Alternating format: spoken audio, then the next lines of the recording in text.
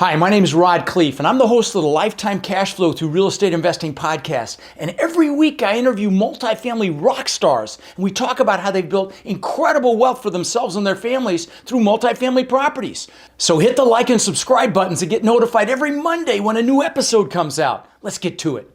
Welcome back to Multifamily Rock Stars. Now, as you guys know, this is where we interview people that are just flat out crushing it in this business. And we show you the inside scoop, and how they've created massive success in their business and hopefully inspire you to do the same. And as always, I've got my co-host, Mark Nagy. He's the director of my Massive Action team on the call. Mark, what's up, brother? Hey, Rod, not too much. I know it's been a few weeks since we've done one of these, since we had our boot camp back in December. But man, one of the cool things is that I know our Warriors are now approaching almost 50,000 doors, looking back from, couple months ago, a few thousand more than what it was. And we've got a great guy here who's contributed to that. So excited to hear and learn. Right. What's funny is I just did a podcast episode last week, and in my head, I thought we were still at 45,000. I forgot we're at almost 50,000. It's like, over 1,000 a month that we're adding. In fact, I think in December, it might've even been 2,000. So, it's just crazy. But listen, we've got an awesome guy on the show today. His name's Chris Freeman. And Chris is, his company is High Tech Freedom Capital. He also has a podcast called High Tech Freedom. So you want to check that out.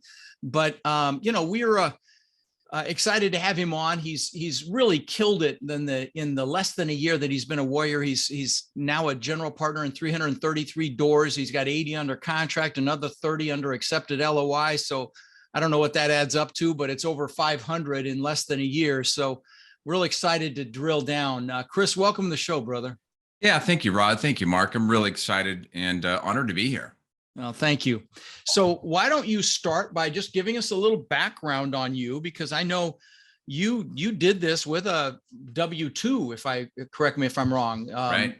So why don't you just give us a little bit of your, little bit of your story? Yeah. So I started initially in real estate, way back in 1999. But when I say started, I bought a duplex, moved into half of it, working in high tech sales, and doing really well. And over that time, I was building up a nice stock portfolio, using my commissions to continue to invest in the market. But at that time, I'm in the industry of technology, and so where did I put all my investments? Technology. And so when the .com bubble hit or burst, I watched my portfolio crater, my 401k crater. At the same time, I had a future partner that was local. He'd been already doing multifamily for 30 years in the Portland, Oregon market. And it was interesting to watch him just continue to have cash flow coming in and not change his lifestyle in any way, while a lot of his really well-to-do friends we're starting to dial back the international travel, the dining out, going to the college football bowl games, all the things that they really enjoyed doing in life. And so that was really where I was like, you know what, I need to shift. And so that was when I started a journey of just slowly investing locally in smaller multifamily assets. So fast forward, we built up 110 doors locally, but self-managing it, doing everything. And at some point I realized, wow, it took as much work on a 4-unit as it did a 20-unit. Why don't I look at scaling up to something bigger? And that's when I started to kind of slow down, backtrack a little bit to figure out what don't I know about syndicating, doing bigger deals, working with partners, because I was always very much a mindset of, I just have to go do this myself and don't share with anybody. And so that's actually when I first got exposed to you and the Warrior program. And was very, very interested in figuring out if I'm going to go do something bigger, how do I learn what I don't know and really be, a little bit cautious to make sure that I'm not misstepping as we start adding those zeros to the deals. Mm-hmm. So you joined like in February of this last year, right? Yeah, it's hard to believe. Yeah, 2021. Crazy. Now, were you in Orlando at our boot camp? I don't recall. The one that just happened? Yes, I was. Yeah. Okay. Yeah. Forgive me. Thousands of people a year. I lose track of where. Okay. Yeah. So, and the reason I ask is I asked you about this before we start recording. You've got your vision board behind you on the wall, which is freaking awesome. And guys, I'm telling you, and those of you are going, oh, that's foofy. Yeah, well, it may be foofy, but it freaking works. Okay. Chris is a great example of this. Well, that's absolutely awesome. So talk about your first larger deal that you did as a warrior, as a GP. Talk about how it came together. I don't know if a lot of the warriors do the deals with other warriors. I don't know if it was done with other warriors involved, but can you speak to that a little bit? Oh, it was. Okay. Yeah, it was actually, can I answer that in a slightly different way? Because please, yeah. the first deal was really also the challenge of finding my first partner. Mm. And, when I first joined, I think I do what a lot of people do is they try to get good at everything. And I was running around trying to get great at underwriting, trying to get great at working with brokers, trying to get smart on all these different markets, trying to get good at capital raising. And what was happening was I wasn't really getting great at any of those. And so, I was having calls every week. And so what I decided to do was, who do I see as the one or two people I really want to work with, as a potential partner? And so I started to put all my energy and focus into figuring out what challenges are they having, and then try to solve those. And so I identified a person who had a lot of deal flow, and he seemed to be really busy. And what I found was that he's going to need some help at some point. And so I just started pinging him every once in a while, just letting him know that, hey, I just had another person in my network that is interested in investing 50K. Hey, had another person here, 100K. Hey, by the way, would you mind sharing, what is the latest deal that you're working on, so I can continue to warm up my network for what might be coming down the road? And so my thought was kind of more of a rifle type of approach is, if I can solve his problems and show that there's some potential there, maybe he'll look to me as somebody that can help him out along the way. And it's funny because I remember this, the day I was starting to get frustrated and thinking that, hey, it's not working. My whole game plan is not working. I need to just go try something different. He called me. He says, hey, do you want to join us on this deal out in North Carolina? And, so then, fast forward, we ended up doing it. So this was a warrior. This was a warrior. And so you brought, so how you approached him, and what's interesting is you said you needed to learn underwriting and, deal flow and so on and so forth, but it sounds like you honed in on investor relations. I did. Yeah. And so you brought, and guys, that's how this works. Okay. You figure out where you can add value. If it's finding deals, finding the money, investors like Chris did here, or, and Chris, you do other things, obviously, besides just raising the money on a deal. You have to, by the way, that's the law. But right. The bottom line is, if, you look at where you can add the most value. And so you focused on adding value, and it materialized. So no, I love that. I love that example, brother. Awesome. Yeah. The other thing that I learned from that was, it was exciting to be in that first GP, but really the work was, all right, now after we, now that I'm in it, how do I continue to demonstrate value? And so that's where I was like, all right, I really need to step up how I add value. So every opportunity along the way, I was really looking for things that I could do to offload from other team members to help them out. So maybe it was, helping create a better email campaign for the webinar, helping, they were struggling a little bit with the investor presentation, just simple things like the graphics, they weren't working, the map just wouldn't work. And so I said, I got it. Let me go work on that. Or even creating, like in the investor portal, just creating a video of how the investor needs to go create their profile, go do their subscription, and just kind of walking them all through the steps just to make it a little bit easier for everybody. And, the way I looked at it was, besides that one partner, there was other partners on the GP. Those could have been future partners down the road. So to me, you get one opportunity to provide a, really good first impression. And so I felt like you had to over deliver on that first deal. And that is a recipe for success. I just want to hammer that home. I got to steal all the conversation here, but I want to hammer that home, that what you did is an absolute recipe for success. How can I add the most value? How can I continue to add value? How can I over deliver? And it's obviously working. You're going to be over 500 doors here in the next couple months, in a year. So that's awesome. Awesome. Love it. I'd love to even go a step further back than that for the people listening, to where it's not blatantly obvious like it is to us, because I know you have sales experience, and so Right. raising money, influence, that might be a part of it. But how did you even decide before that what value you wanted to add to a team? How did you even decide, hey, this is my skill set, this is what I want to do to add value to somebody else? Well, I've heard Rod talk many times about, find the things that you're good at or you like to do. Don't go do something if you don't like to do it, because you're not going to do well at it. And after having some smaller multifamily units, I knew I really didn't like managing them. I didn't like the asset management. I didn't like the maintenance piece. I love the business side of it. I am a salesperson. So it just felt natural for me to focus on some of the capital raising pieces, some of the marketing, the branding, creating the email templates. It's within my wheelhouse. So why not leverage what I've been doing in my W-2 for 25 years? Love it. Love it. Love it. So are you still with your W-2? Are you still doing this on the side? I am. Okay. So let's yes. talk about that for a minute. Okay. Yes. Do you have a family? Do you have kids? I do. 16 and 18. Okay. So you've got a W-2 full time. You've got family. You've got kids. How do you balance that and still deliver in every area of your life? And you've heard me talk about my greatest regret in life with my kids and not being, being distracted and everything else. I know you've heard that conversation. So talk about how you manage that.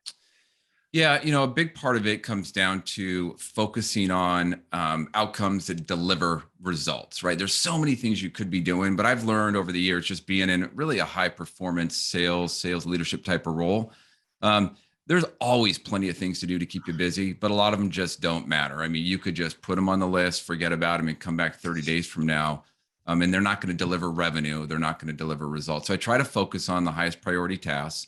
The other thing that I would say is somebody's out there with a W-2 job, you have to put your W-2 job first. You owe it to the employer. If they're writing you a check, you have to deliver. Right. And you owe it to them. It's just the right thing to do. So I've always kept that as a priority. But then how do I take a few hours each night, a few hours in the weekend to maximize my multifamily time? And so I do the time blocking. Carve out time for the kids, carve out time for, we're not doing dinners every night, but, 1 or 2 a night, just trying to be realistic and being very intentional. And I use actually a paper planner, and I map out my quarter, my month, my week, and try to just be very intentional about some of those big things that need to get done. I love it. Hey, those of you listening, January 1st, New Year's Day, I did a goal setting workshop on my Rod Cleef official Facebook page.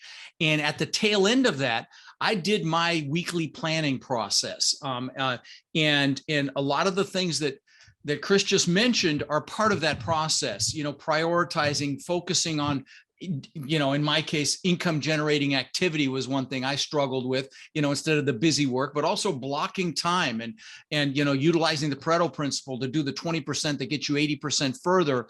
And so, if you want to see that, just DM me on any social channel. I'm on every single one of them, and I'll get you the link so that you can watch that. It comes with a downloadable guide that's free, and it's just a real powerful way to start off the year. Since here we are on January 4th, recording this will go live probably this week. So, get in there and do your goals. How are you going to get anything if you don't know what the heck it is? So get in there and do it. It's free. I'm not trying to upsell you. I don't even capture your email address. Just get in there, download the guide and do it. But again, stay for that planning process. It's the last 15 minutes of that goal setting process because it's so freaking powerful. Beautiful. Yeah. Totally agree with that. Goals and even on what Chris just said, the goal setting. Yeah. I mean, that's probably one of the things that makes it easy to time block and put time into multifamily while you're working a W-2 job. But I know you have a unique kind of story here in that you did some doors on your own before you became a warrior. I guess with that trajectory, a lot of people would listen to that and say, Chris, you were doing great on your own. You were making good income. Everything was doing great. I guess, why did you even decide to join a group like ours and become a warrior to begin with? Yeah, it's a good question. Yeah. So, when you have most of our buildings are 10 units, 20 unit buildings, it's an 8 unit, 9 unit. And so it's a bunch of small ones put together then, correct? Okay, got it. Yeah, just to make up a portfolio. And early on, I just envisioned that, I'll retire and I'll spend 20 hours a week driving around, working on my properties. After doing it for 20 years, I was like, I don't want to do that. that's not what I want. I want, I had different goals. Originally the goal was I want with the family, 300 units totally paid off. And this is before I knew there's different ways to do anything. But the idea was that would create all the freedom to do what we wanted to do, to give back the way we wanted to give back. And what I learned was that it's not so much owning a unit outright, it's just the cash flow. And so how can I scale up and create a better quality of life? I do it with other partners because I've always been parts of teams. And what I've learned was I had one great partner here locally. He was older than I was, and he's sort of aging out of the business. And I was sort of a man on an island, and it was, it wasn't fun. And I've had so much fun since joining the Warrior program and going to the boot camp and networking with people.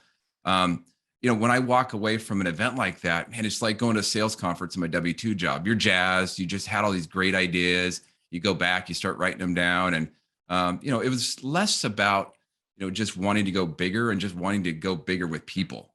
Yeah. So how long did it take you then, real quick, just for some context, how long did it take you to build that portfolio on your own, just using your own money? Yeah. 20 years. And what we did was we would buy, I think I bought my first duplex, 1031 that into a 15 unit building. But one thing that we did, which I just couldn't recommend more, was we never took any cash out.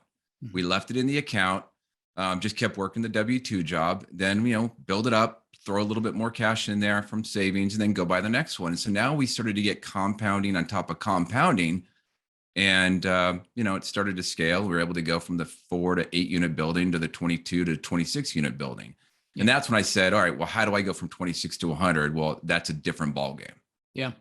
Yeah. And let me tell you, I had 800 single families and small multis, and that you can imagine the brain damage that of course I had my own management company and everything else, but it's brain damage, and it's unnecessary brain damage, because you can accomplish that and more with larger multifamily, and obviously that's why you joined our program. By the way, guys, if you're interested in applying to join the Warrior program, text the word crush to 72345. And we'll have a call with you to see if you're a fit for us and we're a fit for you. Again, text crush to 72345. And like Mark said, we're around 50,000 units owned, and I've only been teaching for 4 years. So I'm super freaking proud of that. I think that's my greatest accomplishments besides my kids. So, but anyway, so let me ask you this,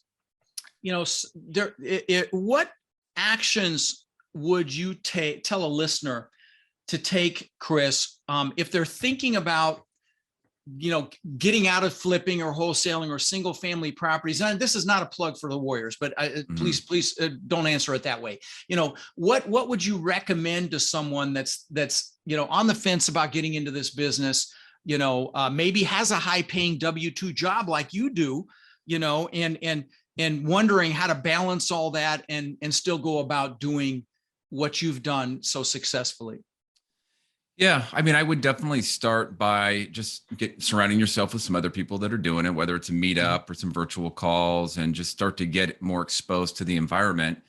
And, if you're more comfortable starting small, maybe do an LP, passive investment. I work with a lot of technology professionals that are interested in real estate, but they have no time. They're like doctors, lawyers, they just have no time, but they want that exposure. So maybe do a passive investment and then watch and learn along the way. I did that. And, it definitely exposed me to the processes and the systems and the legal piece of it, which, saved me a lot of time as I was progressing down the journey of doing bigger deals. And there really are a lot of, even very well paid people in the tech industry that aren't making what they really want to make, or have the ability to retire from that work, to have the lifestyle that they really want. Would you agree with that statement? Totally. And if I could just tell a quick story, what really kind of spurred me on. So, I've been working on scaling up, but this idea of kind of niching down and focusing on the high tech sales professional, it's a market and it's a person that I know. That's what I do.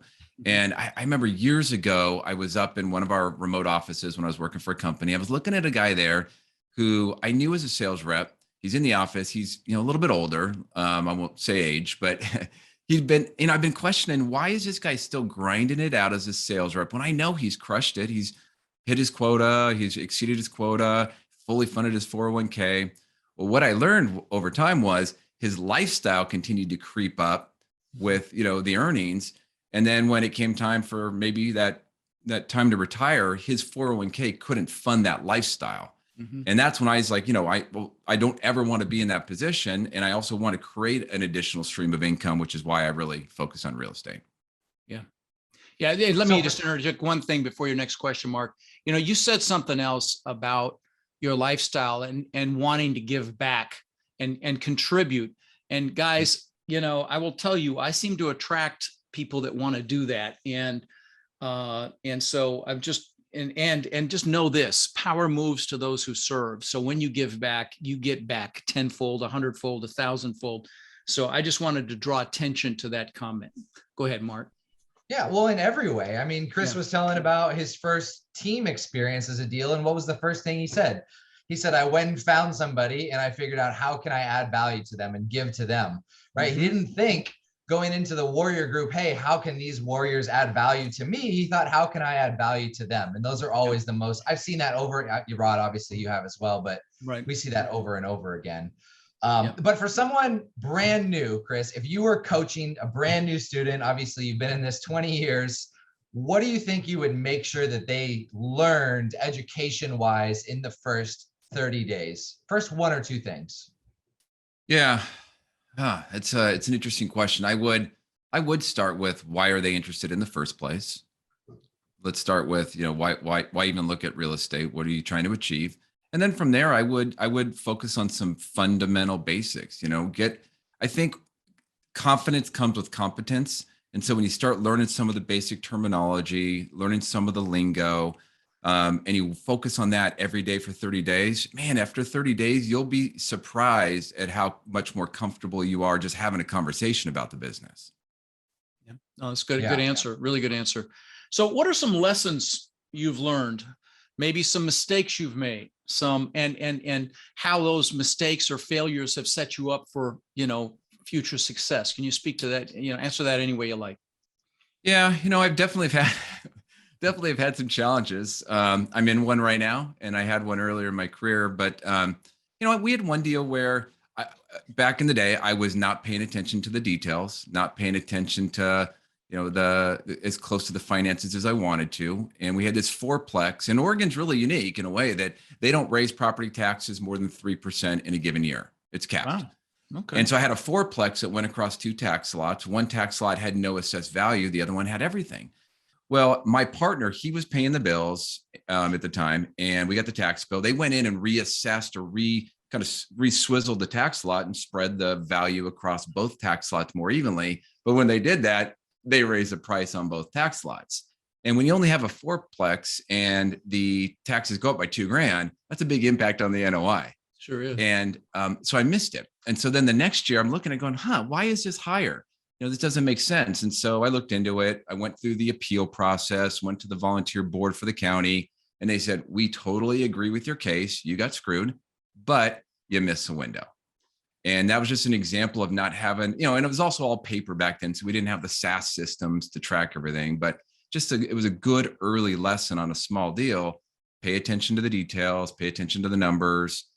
Don't let things go too long, address it head on and just deal with it. No, I love it. So let me ask you this, and it's kind of a two-part question that, again, you can pick one part of it or just answer it any way you like. So what are some important questions that you think someone should ask themselves before they get into this business? And then the second part of the question is, what do you think it takes to become a multifamily investor? So the questions you might ask yourself, and then what do you think? And it can be qualities, it could be, just answer it any way you like. I don't want to pre-frame it. Well, I think, those two questions, I'd probably lump them together. If you're going to get into it, I really think you need to get into it with a long-term view, right? Yeah. You just need to be thinking, all right, I'm going to do this, and I'm going to do this with a goal of 20 years, because it's not a get-rich-quick business, as you all know. And sometimes you don't see these huge results day one. In fact, if you did, you probably got lucky. But it's the consistency over time, doing it day in, day out, month in, month out. In fact, I've had this conversation with people that were thinking about leaving their W-2 job to want to go jump into real estate. And the first question I asked them is, hey, are you jumping into real estate because you're totally committed, or are you running from something? If you're running from something, you need to get your mind straight first before you jump in, because the reality is you're going to have to work as hard, if not harder, and really work as hard as you've ever worked for the first 5 years to create the next 15 years of kind of what you're looking for in terms of a dream. Yeah. Yeah. I mean, people have done it in less, but yeah, I mean, if 5 years is absolutely doable. I've seen people do it in 3, but completely build the life they want. But, great answer. And, actually, now I'm hawing because that kind of ties it. Yeah, go ahead, Mark. What's that next thing for you then, Chris? Obviously, you did 110 on your own. I think you said 333 now, and I think not 30. I think you said you have 130 under contract now, correct? LOI and then 80 in contract. LOI, yeah. sorry. Yeah. So yeah, they've got he's got another 210 that probably close in the next couple of months. So. Yeah, it's a good question. What's the next step for you? Is it a retirement vision? Is it a scale? Like what's the vision for you? Yeah, so I'm actually having a lot of fun. So just launched our podcast, High Tech Freedom, on January 1st, and it's not a real estate podcast. What's it about? It's a podcast for tech salespeople, where I bring on other high tech sales professionals that have crushed it, entrepreneurs, thought leaders, to share insight, best practice. Because the general theme of the podcast is, you first need to learn from the best in order to earn like the best. And then, once you do earn it, how do you take those dollars and reinvest it to build additional income streams to create that freedom that we're all looking for? Sure. No, I mean, and guys, just so that you understand how brilliant that strategy is, there are obviously a lot of high tech professionals that don't want to do this as an operator, and they would rather invest passively. So Chris is creating reach by adding value to that community, which you can do in any niche community. In fact, I can't tell you how many warriors I've got that have podcasts. There's dozens, literally, or have meetup groups, or have LinkedIn groups, or have large Facebook groups with sometimes 10, 20,000 people, or, all of these things to create reach, so that when they have a deal, it's easy to find the money for it because they've already added value and built relationships. So I love the fact that you did that, my friend, and good luck with your podcast. Yeah, well, listen, thank you. I was saying also, I just wanted to thank you, because we did have a call and you gave me some resources and some guidance and some tips. I really appreciate that. Well, of course, I completely forgot. So thank you for reminding me. Well, I was going to say real quick, it's creative for some of these people that are listening that are maybe in the tech industry or whatever, and they're not outgoing, they're not sales, maybe they're behind the desk engineers, whatever. And they're like, I don't want to go out and talk to people, build relationships. That's a great idea. Start a podcast to where it's just you in your house talking about something that you enjoy, add value to others, and that's interviewing experts, and you're perceived as the expert just by being the host. You don't even have to have that incredible knowledge base to host a show and add. Just have to be ask the right questions. So you can be faking it till you make it, honestly, by hosting a podcast or a meetup where you bring in, outside experts. That's a very, very sound strategy. Now, obviously you are an expert, Chris, but again, you don't have to be to create reach in any number of ways. Well, listen, brother, I really appreciate you coming on the show, Chris. It's been a hoot, and it's great to see you. And I appreciate you, and excited to see I know you're going to crush it in 2022. So really excited to circle back with you in a year and see where you're at then. Oh, well, thank you, Rod. Thank you, Mark. I really enjoyed it. Thanks, Chris. Yeah. Thanks, buddy. All right. Take care. Rod, I know a lot of our listeners are wanting to take their multifamily investing business to the next level. Now, I know you've been hard at work helping our Warrior students do just that using our ACT methodology, which is awareness, close, and transform. Can you explain to the listeners how they can get our help? You bet. Guys, we've been going nonstop for 3 years, building an amazing community of like-minded people. And our coaching students, which we call our warriors, have had extraordinary results. They've purchased thousands and thousands of units. And last year we did over 1,000 units with our students. And we're looking to grow this group and take it to the next level. We're looking for people who want to follow a proven framework that's really step by step, and then leverage our systems and network to raise equity, to find and close deals, and to build partnerships nationwide. Now, our warrior community is finding success in any market cycle. So if you're interested in finding out more about how you can become more of our incredible network and take advantage of the incredible opportunities that are coming very soon, apply to work with us at mentorwithrod.com or text CRUSH to 72345, and we'll set up a call so you can check us out and we can check you out. That's mentorwithrod.com or text CRUSH to 72345.